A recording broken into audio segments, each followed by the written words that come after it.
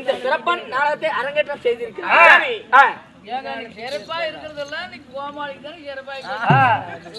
எப்படி எல்லாம் நாடகத்தை வைத்து இன்றைய தினமாக இந்த நாராயணுக்காக ஸ்ரீமந்த நாராயணுக்காக நன்கொடை செலுத்தினார்கள்.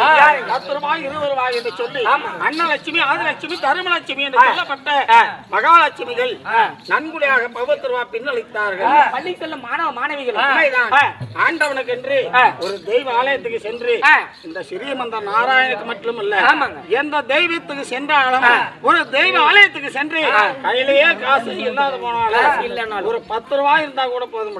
10 ரூபாய்க்கு கலப்பூரம் பத்தி குச்சி வாங்கி தெய்வ ஆலயத்துக்கு முன்பதாக கலப்பூரத்தை பருத்தி வச்சு வணங்கி சென்றால் ஏன்னா மனசார நேசிக்கணும். உண்மைதாங்க. மனசார நேசித்து மனதார அந்த தெய்வத்துக்கு முன்பதாக வழிபாடுகள் செய்தார். எந்த நோய் நொடி பூட வினைகள் தீராத வினைகளாக இருந்தாலும் ஆண்டவனே பகவானே ஸ்ரீமந்த நாராயணா அப்படி என்றால் ஜென்மமே ஈடேறும். ஜென்மமே ஈடேறும். லட்சமா என்றால் புண்ணியம் உண்டாகும். புண்ணியம் உண்டாகும். அது போல ஆண்டவனுக்கு என்று 10 ரூபாய் செலவழித்தால் பலாயிரக்கணக்கில் உருவாகுமா? பின்னளித்த உள்ளங்கள் பின்னளி கொடுத்தவர்கள் ஒரு சாமிக்காக காசு செலவு பண்ணா உண்மைதான் வீணாக போகாது. அது போல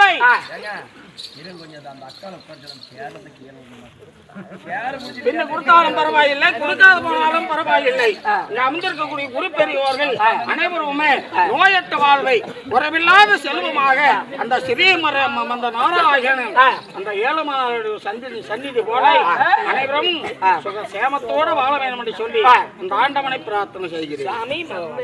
அப்படி இருந்த போது இருந்தாலும் என்னுடைய பெயர் என்ன, என்னுடைய நாடு நகரம் என்ன, என்ன பெற்ற தாய் தந்தைகள் யார், தாய் தந்தைகள் யாரு அனைத்தும் தெரிவிக்கின்றேன். நாடு நகரம் என்ன?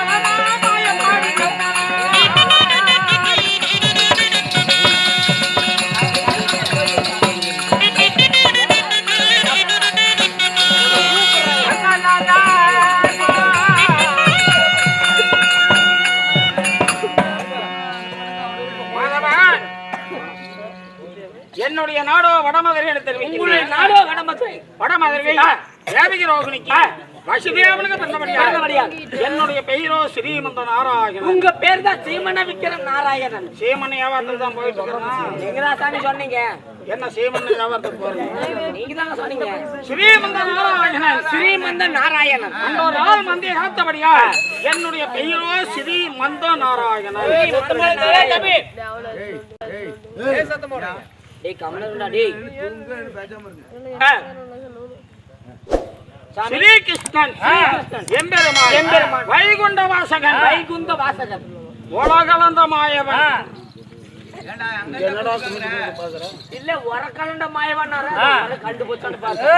உலகளந்த மாயவன் உலகத்தை ஓர் அடி ஈரடியாக அளந்த மாயவன். இந்த உலகத்தையே அளந்த மாயவன். உண்மைதான். சரி பச்சத்திருமேனி பவளவாய் செங்கண்ணன். இப்ப சொன்னீங்களே அது வேணா 100க்கு 100 உண்மை.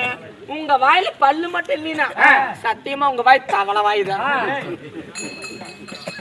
பவளவாய் செங்கண்ணன்